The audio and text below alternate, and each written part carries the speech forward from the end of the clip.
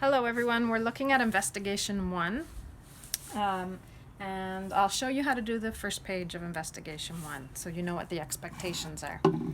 So we have y equals sine x, that function. We also have y equals 2 sine x. So we're going to graph them both on the one grid that's given to you on that page and compare them, see what happens. Alright, so to fill out this table of values just like we would any other function, we have all these x values that I just chose based on how I know the scale is going to look. And now I need to fill out the y values that correspond with them. So let's start down here at 0. Okay, so 0. When x is 0 in this function, substitute 0 in for x, so we would have y is equal to sine 0. So sine of 0 we all know from the unit circle. 0 degrees is here. The sine of 0 is that y coordinate, so that answer is 0. So y is, whoops, I'm talking about 0, sorry. Eraser. We were talking about this one down here, 0. So 0, 0. So this is a point on our graph. Come over here and put that point on, 0, 0. Okay, pi over 2. Substitute pi over 2 for x. We've got the sine of pi over 2. So pi over 2 is up here, and the sine of pi over 2 is 1. I think you can see everything I've got here. Okay, so that's 1. Okay, the sine of pi over to here, 0. It's just getting all of these from our unit circle. The sine of 3 pi over 2 here, -1. And the sine of 2 pi all the way around the circle, back to 0. Okay, now let's look in the negative direction. Negative pi over 2 is down here. So that's -1, negative pi around here, so that's 0, negative 3 pi over 2, so 1, and negative 2 pi all the way around the circle again, so 0. And let's put the rest of those points on our graph.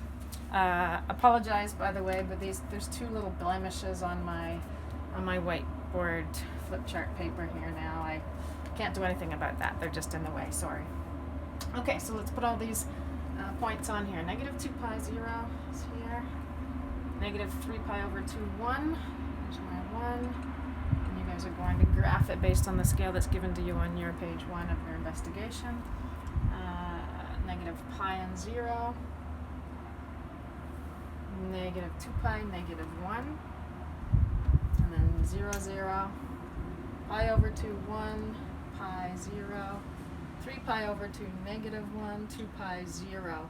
And this pattern would continue on in both directions actually, which is the reason why I'm showing the y-axis in the middle of our paper so that we can see it does continue in both directions. Okay, so make this look like waves, please.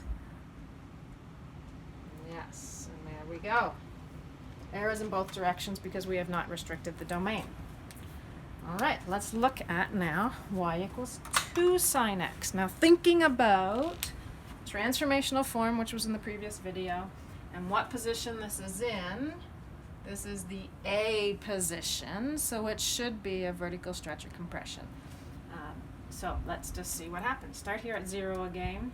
So algebraically, if I substitute 0 in here, then we get y equals 2 sine, substitute the 0 in, okay.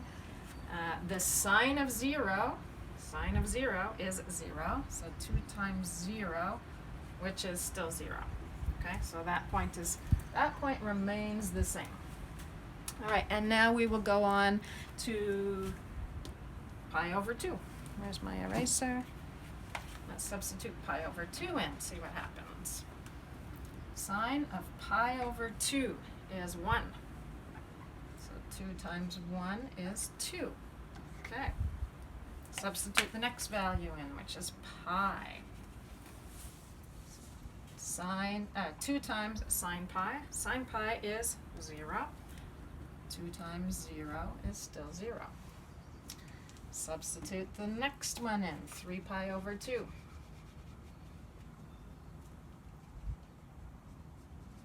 3 pi over 2, the sine of 3 pi over 2 is -1, so 2 times -1, which is -2. And the last one in the positive direction that we're we're dealing with right now, the sine of 2 pi all the way around the circle, that's 0, so 2 times 0, which is still 0. All right, now back in the other direction, let's continue. Negative pi over 2, that's what we're substituting in now. The sine of negative pi over 2 is negative 1, so 2 times negative 1, which is negative 2. Next one, negative pi. Negative pi, so negative pi is over here. Sine of negative pi is 0, so 2 times 0, which is still 0. Next one, and you can probably see a pattern. Substitute in negative 3 pi over 2. Negative 3 pi over 2 brings us up here, same place as positive pi over 2, and that sign is 1, so 2 times 1, which is 2. And back around, the last one, to negative 2 pi. Negative 2 pi. Negative 2 pi brings us all the way back around to 0 again, so 2 times 0 is still 0. Now let's put these points on our graph. Negative 2 pi and 0, that remains the same. This now becomes up here at 2 though. This stays the same. This comes down to negative 2. Same, 2, same, negative 2, and the same. All right. Draw our curves on here, our waves. Put the arrows on, continues in both directions. And let's actually stop and think now about what has happened. We have, it's in the A position from transformational form, indicating vertical stretch or compression. It is a number bigger than 1, so probably a stretch. That's how vertical stretch and compressions work. And notice, that's exactly what's happening. If I pull these maximum points up, I double them, times them by 2, and these minimum points I'm pulling down, doubling them, multiplying them by 2 as well. Principal axis remains in the same place. The period remains the same. The size of the period remains the same. Okay, still 2 pi. And the only transformation now that we see here is a vertical stretch. The other thing that you need to fill out for each of these tables of values is maximum. So for y equals sine x, we'll talk about, and yes, you have to fill this in for every page the same. Okay, use colors, please. Make sure you're using colors. You can use black or whatever color to represent the y equals sine x each time, and then use a color, a different color, to represent the transformation that you're looking at. Okay, so for y equals sine x, we had to find the maximum, the minimum, the period, the amplitude, and the principal axis. Okay, now maximum. Maximum and minimum refer to a y coordinate. So the maximum y coordinate is 1. The minimum y coordinate is negative 1. The period, so what horizontal distance does it take before that function starts repeating itself? And if we look from 0 onwards, we can see, okay, it starts repeating itself here, that black function. So 2 pi is the period. Amplitude, what is the amplitude of y equals sine x, our black function, from the principal axis up to the maximum, or from the principal axis down to the minimum, and that amplitude is 1. And the principal axis is a straight line on a graph. It is a horizontal line. How do we represent horizontal lines?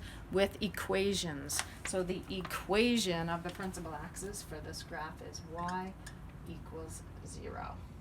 If you put 0 in this blank, it means nothing. Okay? Principal axis represents a horizontal line, the middle of those waves, and that principal axis has to be represented as an equation, y equals 0. Then for y equals 2 sine x,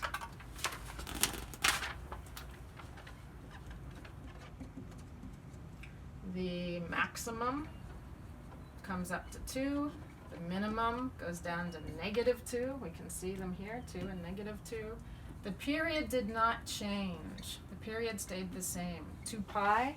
Now remember, we can also determine the period of any trig function, sine function, by saying, using this equation, period equals 2 pi over b.